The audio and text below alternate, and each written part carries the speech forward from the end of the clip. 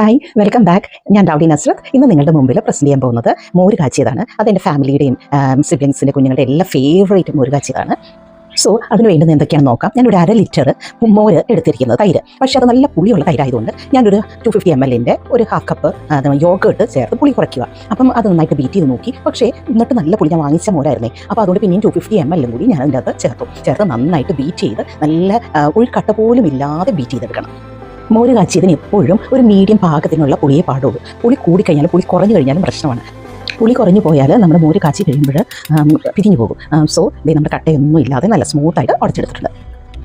8 or 9 വെളുത്തുള്ളി, medium size വെളുത്തുള്ളി, 1 inch ഇഞ്ചി, 2 ചുവന്നുള്ളി, ഇതെല്ലാം നന്നായിട്ട് അരിഞ്ഞ് ഇതുപോലെ അരിയണം. അരിഞ്ഞ് കഴിഞ്ഞിട്ട് 4 വറ്റൽമുളകും ഒടിച്ച് ഇതുപോലെ പാകത്തിന് വെക്കണം. അത് കഴിഞ്ഞ് ചീനച്ചട്ടി അടുപ്പത്ത് വെച്ച് നമ്മൾ ആവശ്യത്തിന് വെളിച്ചെണ്ണ ഒഴിച്ച് കഴിഞ്ഞിട്ട് അതിനകത്ത് 1/2 ടീസ്പൂൺ കടുക് ഇട്ട് കൊടുക്കുക.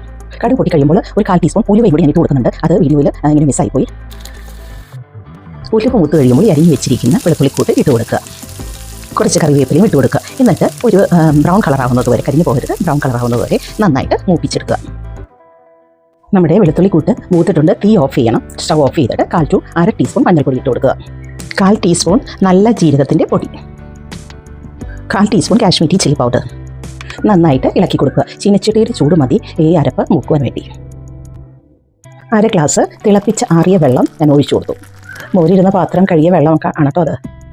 1/4 ഗ്ലാസ് വെള്ളം കൂടി ഞാൻ ഒഴിച്ചു കൊടുക്കുന്നുണ്ട്. അതെന്തിനാണെന്ന് വെച്ചാൽ നമ്മൾ ആ ചീനച്ചട്ടിയുടെ ചൂടൊന്ന് മാറാൻ വേണ്ടിയാണ്. ചൂടോടുകൂടി നമ്മൾ ആ അരപ്പ് മോരിലോട്ട് ഒഴിച്ചു കൊടുത്താൽ മോര് പിരിഞ്ഞു പോകും. ഇനി നമുക്ക് ആ അരപ്പ് മോരിലോട്ട് ഒഴിച്ചു കൊടുക്കാം.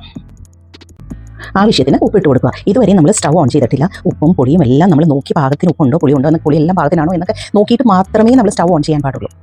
ആവശ്യമെങ്കിൽ കുറച്ച് തിളപ്പിച്ചാറിയ വെള്ളം ഒഴിച്ചു കൊടുക്കാം. കുറച്ച് കറിവേപ്പിലയും കൂടി ഇട്ട് കൊടുക്കാം. അത് കഴിഞ്ഞ് സ്റ്റവ് ഓൺ ചെയ്ത് നന്നായി ഇളക്കിക്കൊണ്ടിരിക്കുക. ഇളക്കൊരിക്കലും നിർത്തരുത്. അഥവാ നമുക്ക് ഇടയ്ക്ക് ടേസ്റ്റ് വല്ലതും നോക്കണമെന്നുണ്ടെങ്കിൽ നമ്മൾ സ്റ്റവ് താഴ്ത്തി വെച്ചിട്ട് മാത്രമേ നമ്മൾ ഇളക്കി നിർത്താവൂ. അങ്ങനെ കണ്ടിന്യൂസ് ഇളക്കിക്കൊണ്ടിരുന്ന് ഒരുവിധം ചൂടായി കഴിയുമ്പോൾ നമുക്ക് ഒരു 1/4 ടീസ്പൂൺ ഉലുവാപ്പൊടി ഇട്ട് കൊടുക്കണം. കണ്ടിന്യൂസ് ഇളക്കിക്കൊണ്ടിരിക്കണമെന്ന് പറയുന്നത് മോര് ഒരിക്കലും തിളച്ചു പോകാൻ അനുവദിക്കരുത്. അങ്ങനെ നമ്മൾ ഇടയ്ക്ക് ഇളക്ക് നിർത്തി കഴിഞ്ഞിട്ടുണ്ടെങ്കിൽ അടിയിൽ നിന്ന് ചെറുതായിട്ട് തിള വന്ന് മോര് പിരിഞ്ഞു പോകും. സോ നമ്മൾ കണ്ടിന്യൂസ് ഇളക്കി ഇടയ്ക്ക് ആവി വന്നോ എന്ന് തവി പൊക്കി നോക്കണം. തവി പൊക്കുമ്പോൾ ശ്രദ്ധിക്കുക, സ്റ്റവ് താഴ്ത്തി വെക്കുക. എന്നിട്ട് കണ്ടോ ആവി വന്നു. ഇതാണ് മോരിൻ്റെ പാകം. മോര് ഇപ്പോൾ റെഡിയായി. ഇത് ഒരിക്കലും തിളച്ചു പോകരുത് കേട്ടോ. മോര് ഈ ആവി വന്ന് കഴിയുമ്പോഴേക്കും നമ്മൾ സ്റ്റോപ്പ് ചെയ്യുക, റെഡി ടു സെർവ്. സ്റ്റവിൽ നിന്ന് മാറ്റി വയ്ക്കുക. എൻ്റെ ഫാമിലിയിലുള്ള എല്ലാ കുഞ്ഞുങ്ങൾക്കും ഇത് ഞാൻ ഡെഡിക്കേറ്റ് ചെയ്യാണ്. അവരെല്ലാം ആവശ്യപ്പെട്ട ഒരു വീഡിയോ ആണിത്. എല്ലാവർക്കും എൻ്റെ ഈ മോര് കാച്ചിയത് ഒത്തിരി ഇഷ്ടമാണ്. അതുകൊണ്ട് ഇതുപോലെ നിങ്ങൾ ട്രൈ ചെയ്ത് നോക്കൂ. പുതിയ ജനറേഷനായിട്ടുള്ള പിള്ളേർക്ക് മോര് കാച്ചിയത് കറക്റ്റായിട്ട് പിരിഞ്ഞു പോകാതെ കാച്ചാൻ അറിയത്തില്ല. സോ ഇങ്ങനെയുള്ളവരെല്ലാം ഇത് കണ്ടു കഴിഞ്ഞാൽ, അവർക്ക് ഇതുപോലെ കാച്ചി കഴിഞ്ഞാൽ നിങ്ങൾക്ക് എല്ലാവർക്കും തീർച്ചയായിട്ടും ഇഷ്ടമാകും.